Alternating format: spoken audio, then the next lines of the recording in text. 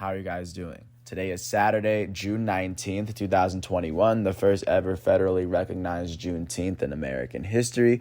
I'm James Sims, and for this episode of The Elite, now that the 2020-2021 regular season awards have been announced, I'm going to use this episode to, of course, acknowledge the players that won these awards and, of course, give context and give a little bit more understanding as to how these players won these awards and to give context of how these players stood out on their teams and were voted by the journalists and the voters for qualifying for this award and of course winning it.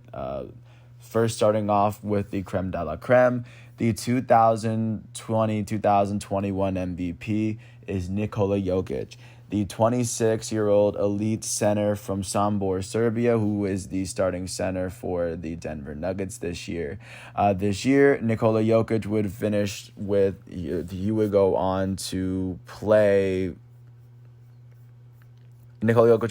72 games this season. He will go on to average 26.4 points per game this season. He was 12th in the league in scoring. He averaged 10.8 rebounds a game. He was ninth in the league in rebounds. He averaged 8.3 assists, which was the sixth most amount of assists, which is the most amount amongst centers. He finished with a 31.36 PER on the season, which is the most in basketball. He had the second most amount of triple doubles to Russell Westbrook, and Russell Westbrook ended up breaking Oscar Robertson's record this year. Nikola Jokic did all of this while shooting 56.6% from the field, 38.8% from the three-point line, and he would shoot 86.8% from the foul line, all while leading the Denver Nuggets to a 47-25 record, tied with the Los Angeles Clippers for the third best record in the Western Conference. Once they made it into the playoffs, they would end up beating the Blazers in the first round, and they would end up getting swept by the Suns in the second round. That's how his season ended. But for his age 26 season, Nikola Jokic is now officially a one-time NBA MVP. So, of course, he was the first player to be acknowledged. So, of course, congratulations to 26-year-old Nikola Jokic from Serbia. So, he was the first player. The next award, the 2020-2021 Defensive Player of the Year, went to Rudy Gobert, the elite starting center out of Saint-Quentin, France. The 28-year-old elite starting center has now won his third official Defensive Player of the Year award in his last 4 seasons. He finished averaging 14.3 points per game this season, 13.5 rebounds per game this season. He finished second in the league in rebounds per game. Not to mention, he also led the league in blocks per game this year. He averaged 2.7 blocks. Second in the league was Nerlens Noel, who averaged 2.2 per game. He would finish with 49 double-doubles on the season, which was tied for Jonas Valanciunas for the third most double-doubles on the season. Not to mention, he would also finish in the top 15 in the NBA in player efficiency rating. He did all this while shooting 67.5% from the field. He would do this while also shooting. He did not shoot threes at all, but he would shoot 62% from the foul line. But of course, he is one of very few players in NBA history that have won 3 Defensive Player of the Years, and of course, I believe he deserves some recognition for that. The next award that is worth recognizing, it goes to LaMelo Ball, the elite young point guard out of Chino Hills. LaMelo Ball, the elite young starting point guard for the Charlotte Hornets, would not finish the full season, but he would finish averaging 15.7 points per game, 5.9 rebounds, and 6.1 assists, while finishing 59th in the league in PER, while being probably the main go-to player on a Charlotte Hornets team that finished with the 10th best record in the Eastern Conference and were able to earn a spot into the play-in game. They lost their very first game to the Pacers, but in his very last game, which was the NBA play-in game, he finished with 14 points and 4 assists. But regardless, he was able to come back and get the performances in, and he showed that all the way around that he was a very impactful league. And I think that And I think even just seeing that made me feel a little bit better about him being about labeling him as elite before he was even drafted into the NBA. But of course, congratulations to LaMelo Ball for achieving this award for the rest of his life. He'll be the 2021 NBA Rookie of the Year. Alongside him, the 2020-2021 NBA Kia Most Improved Player of the Year was Julius Randle, the first-time All-Star starting power forward for the New York Knicks. He would go on to average 24.1 points, finishing 19th in the league in scoring, with 10.2 rebounds, he's 12th in rebounds, and averaging 6 assists per game, while leading the Knicks to the fourth best record in the Eastern Conference alongside the Atlanta Hawks.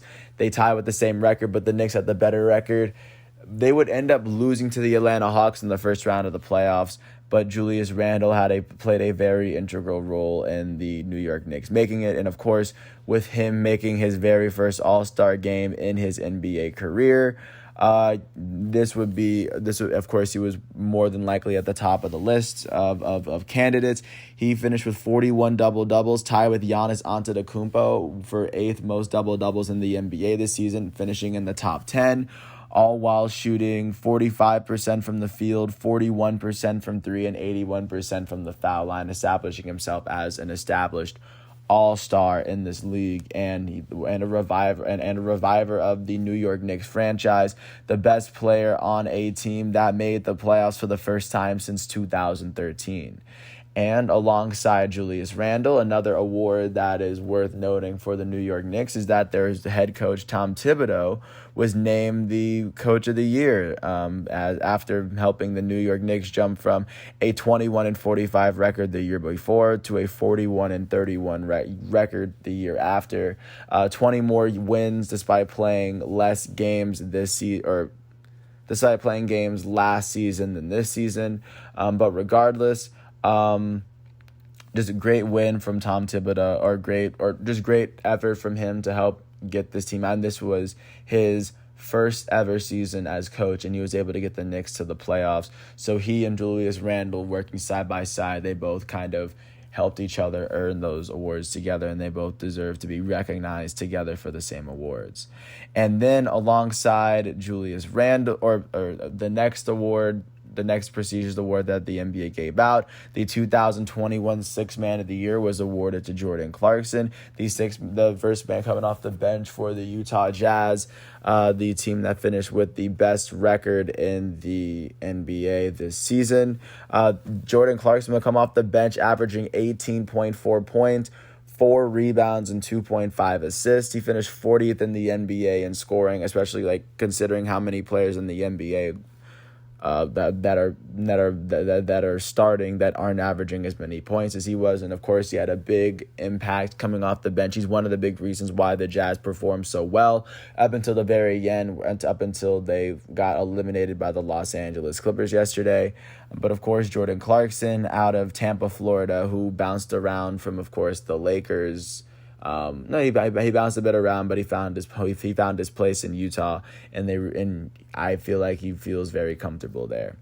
Alongside him, the 2 additional awards that were given out, they gave the Sportsmanship Award out to Jrue Holiday, from Los Angeles, and they would give the 2021 Teammate of the Year award to Damian Lillard, the elite starting point guard for the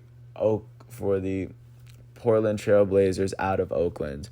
And as of right now, those are the 2020-2028 NBA award recipients. Congratulations to them. 2 amazing seasons from beginning to end. With that said, I want to thank ESPN. I want to thank the NBA websites, and I want to thank Wikipedia I use Wikipedia, of course, just to look up how the seasons went for these teams. I'm just looking up standings, of course.